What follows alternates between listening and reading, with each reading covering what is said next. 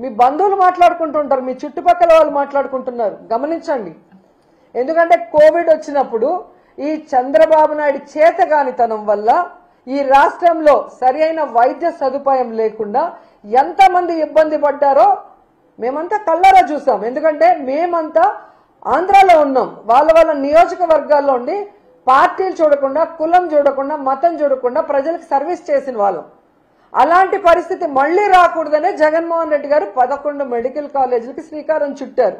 ఎందుకంటే వాటితో పాటు సూపర్ స్పెషాలిటీ హాస్పిటల్స్ ఉంటాయి కాబట్టి ఎలాంటి వైరస్ వచ్చినా ప్రజల్ని మనం కాపాడుకోవచ్చని ఒక అన్నలాగా, ఒక తండ్రిలాగా ఆయన పనిచేస్తే వాటిని పూర్తి చేయకుండా కక్ష సాధింపుగా 10 రూపాయలు కూడా వాటికి కేటాయించకుండా ఈరోజు వాటిని తమకు కావాల్సిన వాళ్ళకి అమ్మేసుకుంటూ మళ్ళీ సిగ్గు లేకుండా మాట్లాడుతున్నారు. అసలు మొన్ననే ఒక రౌడీ షీటర్కి డబ్బులు తీసుకొని పేరోల్ ఇచ్చిందని చెప్పి ఏ విధంగా ఆవిడని అదే పార్టీ వాళ్ళు తిట్టారని మనం చూసాం.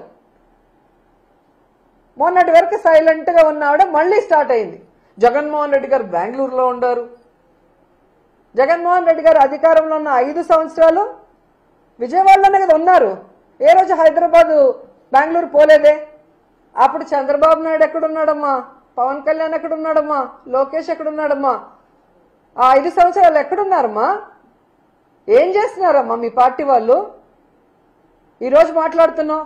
ఈ రాష్ట్రంలో ప్రజలకు గాని, రైతులకు గాని, మహిళలకు గాని మా పార్టీ నాయకులు మీ రెడ్ బుక్ రాజ్యాంగం వల్ల కష్టపడినా గాని ఇమీడియట్ గా క్షణాల్లో ఇక్కడికి జగన్ గారు వస్తున్నారు, మాకు అండగా ఉంటున్నారు. రైతులకి అండగా నిలబడి మీ మెడలు వంచి ఏ విధంగా పని చేయిస్తున్నారో ప్రజలు గమనిస్తూనే ఉన్నారు. మీరు అధికారంలో ఉండి ఈ రోజుకి కూడా సక్రమంగా మీరు లేరు విజయవాడలో. ఫ్రైడే అయితే ఎవరమ్మా హైదరాబాద్కి పోతుంది? హైదరాబాద్ పోవటానికా డిప్యూటీ సీఎం పోస్టులు, ఎడ్యుకేషన్ మినిస్టర్ పోస్టులు, రెవెన్యూ పోస్టులు, హోంమంత్రి పోస్టులు, సీఎం పోస్టులు ఇచ్చేది? ఎవరున్నారు? ఫ్రైడే అయితే పారిపోతున్నారు, ఎంజాయ్ చేస్తున్నారు వీకెండ్లలో. 5 స్టార్ హోటల్లో రూములు పెట్టుకొని ఏ విధంగా సెటిల్మెంట్ దందాలు చేస్తున్నారో మీ పచ్చ పత్రికల్లోనే వచ్చాయి. కావాలంటే ఒకసారి చదువుకోండి. మేము రాసింది కాదు, మీ పచ్చ పత్రికలు రాసాయి. తెలుగుదేశం పార్టీ మంత్రులు ఏ విధంగా హైదరాబాద్ 5 స్టార్ హోటల్లో ప్రభుత్వ ధనాన్ని దుర్వినియోగం చేస్తూ, ఎంజాయ్ చేస్తూ సెటిల్మెంట్లు ఎలా చేసుకొని సంపాదించుకుంటున్నారో మీ పచ్చపత్రికలు రాసాయి. చూసి సిగ్గుపడండి.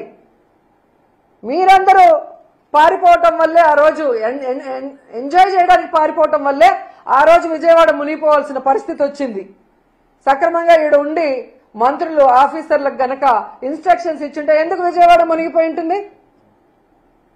నిజంగా మీ మంత్రులు సక్రమంగా ఉంటే ఎందుకు ఈరోజు పొగాకు రైతులు, ఈరోజు మామిడి రైతులు, ధాన్యం రైతులు, పసుపు రైతులు, మిర్చి రైతులు ఎందుకు రోడ్ల మీదకి వస్తున్నారు? ఎందుకు ఆత్మహత్యలు చేసుకుంటున్నారు? ఈరోజు యూరియా లేదని ఎందుకు రోడ్ల మీద పడిగాపులు పడుతున్నారు? ఎండనక వాననక.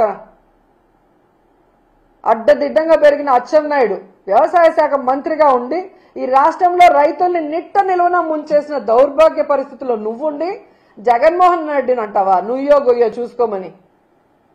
ఒక వ్యవసాయ మంత్రిగా ఉండి రైతులకి ఈరోజు మద్దతు ధర ఇవ్వలేకపోయినందుకు నువ్వు తీసుకోవాలి నుయ్యో గొయ్యో, జగన్ కాదు. ఒక వ్యవసాయ శాఖ మంత్రిగా ఉండి ఈరోజు కేంద్రం ఇచ్చిన లక్షల టన్నుల యూరియాని రైతులకి అందకుండా బ్లాక్ మార్కెట్ లో అమ్ముకొని మింగేస్తుంటే దాన్ని కంట్రోల్ చేయాల్సింది పోయి నువ్వు కూడా వాటా తీసుకున్నందుకు నుయ్యో గొయ్యో చూసుకోవాలి, జగన్మోహన్ రెడ్డి గారు కాదు. నీ నియోజకవర్గంలో ఇచ్చాపురం గణపతి అనే వ్యక్తి యూరియా దొరక్క తాను సూసైడ్ చేసుకుంటూ ఒక వీడియో, సెల్ఫ్ వీడియో పెట్టాడు. నీ దౌర్భాగ్యమైన మంత్రి వల్ల ఎలాంటి పరిస్థితి ఆ రైతుకు వచ్చిందో చెబుతూ దానికి నుయ్యో గొయ్యో చూసుకోవాలి, జగన్మోహన్ రెడ్డి గారు కాదు. నీ శాఖలో ఉన్న అఫీషియల్స్ ఈరోజు రైతులకు సమాధానం చెప్పలేక, మీ దోపిడీని చూడలేక కలెక్టర్ ఆఫీస్ ముందర ధర్నా చేశారు. సిగ్గుచేటు. దానికి నుయ్యో గొయ్యో చూసుకోవాలి, జగన్మోహన్ రెడ్డి గారు కాదు.